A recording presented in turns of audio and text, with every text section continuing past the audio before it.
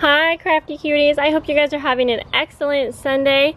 Today I am very excited to share with you my bullet journal. So I just recently switched everything from this journal, cute little Target journal, into this one because I was finding that these pages were just too thin and I didn't really like the stripes, and this was gifted to me from my friend Lindsay at Vendable Fancies.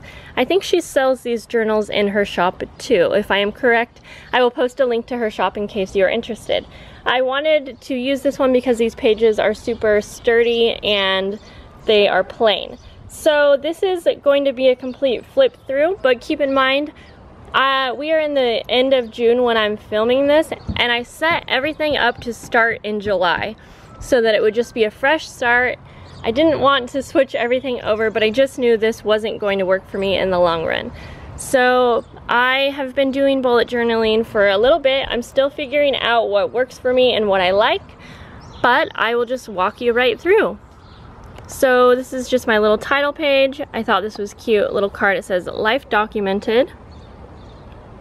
And I like this journal too because Lindsay did a Coptic bind, which means all of the pages lay completely flat and it's very, very easy for actually using. So I did keep some pages pretty plain because, like I said, I'm just starting out fresh in this journal.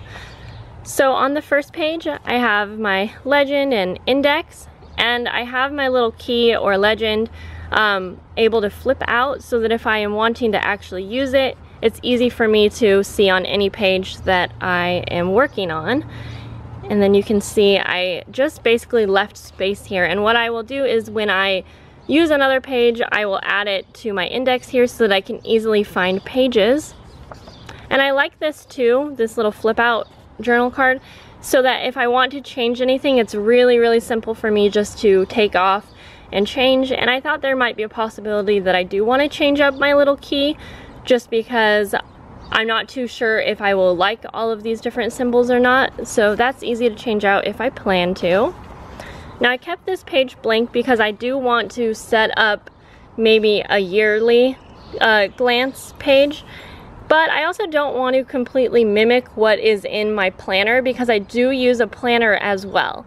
So I am struggling a little bit to kind of keep the two separate, so I'm not too sure what I want to do. I want to do some type of a look at the year ahead on this page. And then this is just a little decorational page. It says keep going no matter what. And then right next to it is my yearly goals. And of course I will be adding to that. I just figure anytime I come across something that I'm like, oh, that is a good goal for me, I will go ahead and write it down. This is kind of a reading log. I got these really cute library cards from Target and I thought they were just adorable. And I don't do a lot of reading right now, but just a little bit ago I did start reading a book called Raising an Emotionally Intelligent Child. And so I went ahead and wrote down the name of the book here. And then when I actually start reading it more, I will probably use the reading log over here. And I'll definitely show you guys, I will take you through this once again after I have things more set up. But you guys seem interested in knowing how I had it set up, so I figured I'll still show you guys. And then over here is just a final thoughts.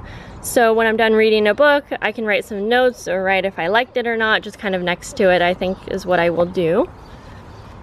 This is a page for gratitude, and I am doing a daily gratitude challenge, which I talked about in a separate video that I'll have linked for you guys if you're interested to know more. But basically every day I will just write something that I am grateful for. And then I still have this page blank because I was thinking about doing another challenge, something fun, and I'm not too sure what that will be yet, but I wanted to keep that page blank so they were together. And you might notice on some pages I do have some washi on the edge, and a few of them have a little tab here, just because I know this is a page that I will be flipping to a lot and it makes it easy for me to find. So this is going to be something that I will be working on a lot. This is going to be my habit tracker. So starting in July, I will track all of the different things that I think might be important into how my mood is, how my anxiety levels are, and everything like that. So it's pretty simple. I just wrote down a few things that I find that are pretty important to how my mood is and how my anxiety levels are. And then for each day, I will just put a little check mark if I did it or not. Or for this one, hours of sleep, you know, I'll write the number of hours of sleep that I got the night before. And then like for weather, I'll probably just put the degrees, because for me, I know that my mood is very affected by weather and if I get in the sun or not. So then over here, what I will do is I'm just going to rate my mood on a 1 to 5, and I have a little key here that kind of goes into more detail about what those numbers mean. So for each day, I'll just put a little dot. And what else? Oh, and I'll actually be using a color coding system for this part, because I am going to be rating mood, energy, anxiety, stress, and satisfaction. And I guess for the satisfaction, I just mean, am I satisfied with the day? And then I wrote down what each of the numbers looks like. So for mood, a 1 means I'm in a bad mood. A 5, I'm in a very good mood or very happy. So anyways, I will use the color coding system and rate each of those per day. And then I thought what I could do is at the end of the month, I can just go back and look and see what I think maybe is affecting those different things when I'm at a low or when I'm at a high. So hopefully that makes sense. I might change that up. This is actually the first month I'll be doing something like this, but I think it will be very beneficial to me. So here is my month at glance page. I kept this pretty simple. Over here, I just actually listed each day of the month. And then I will write in when I have certain things to go to. And again, I do use a planner, so I'm trying not to go too much into detail. I'm not gonna write like, oh, on the 4th I need to go to the post office. It's going to be bigger things like birthdays and camping trips and things like that. So over here, I don't have this filled in yet, but you can kind of see on the post-it note, I have an idea. I'm going to have a box for different projects that I'm working on in the month, because this is a monthly look. I'll have a box for important things going on that month, special dates, and then I'm going to make a little tracker where I can just easily track if I did my challenge for that day, because you'll see in a bit here that I'm also doing a second challenge, and so I just want to stay on track and make sure that I am doing those, so it'll be an easy like check if I've done it for that day or not. The next page is my weekly spread. I don't plan to do daily spreads in this because again, that's what my planner is going to be for, but this is going to be my weekly layout.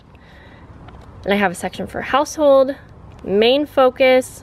I do have a drink tracker, which I need to use. I'm going to have a quote of the week that I like. This section is something for me. I want to make sure and plan to do something for myself every single week, because I get kind of caught up in doing my work, doing YouTube, Etsy, caring for my family, and sometimes I don't take time for myself. So whether it be a project or whether it be going somewhere, I want to write it down and make sure I do it. And this is just going to be an ongoing to-do list for that week. I can add to it or cross things off. This is going to be my weekly look at YouTube, Etsy, and then at the end of the week, I will write down a little highlight of the week and then any notes that I want to add for next week. And then the next week, I will do, you know, a similar layout just like this. I have my YouTube video ideas. I have different projects and challenges that I'm working on or doing. I am also doing a low by July, so I have that in here. And if you want to see more on this, this would be in the video I mentioned earlier where I talk about my gratitude challenge as well. And then the next few pages, I have them kind of mapped out but not written in yet. I want to have this page for a graph that I will do at the end of my low by July, or if I need extra pages for this, then I will have these available. I want to have a page completely dedicated to my Etsy page for ideas and things like that. And then I was thinking about doing a social media tracker, but I'm not too sure, because here's the thing. For me, I've honestly never been concerned about my subscriber numbers or like my followers on Instagram. It's exciting to me, especially like when I reached 2,000, I was super excited. I'm getting closer to 3,000. It's very exciting and I appreciate you guys so much. But honestly, it is just not about that to me. It's not about how many people follow me. That's not the main goal of YouTube for me at all. The main reason I do it is because I get a lot out of it. I love making videos for you guys, teaching you things, sharing with you things. I mean, I have a vlog channel where I basically share my life with whoever decides to watch it. It's just something I really enjoy to do. So I don't think I will do a social media tracker, just because I don't really set goals as far as numbers go. I'm not like, oh, I want to reach 3,000 by this date, because that's not my focus at all. I do have other goals, and I had a page for my YouTube ideas and goals. So yeah, I'm just gonna take that out. I'm not gonna do that. So I don't know, that was a waste of talk, but I guess you guys know how I kind of feel about YouTube now. Now, the other thing I really want to do is the level 10 life. I think Boho Berry is who I have followed, and I think she does this, and I would be more interested to also do it. I think that's all for now. So, oh, I have a thing here that says monthly lettering challenge, which I would actually do where my gratitude page was. But anyways, guys, so that is everything that I have going on. I think that's actually a lot to have in a book for just starting out a complete new month. But hopefully it works for me. I had kind of a similar setup in my old one, and it was working pretty well. So I think that it will work well for me too.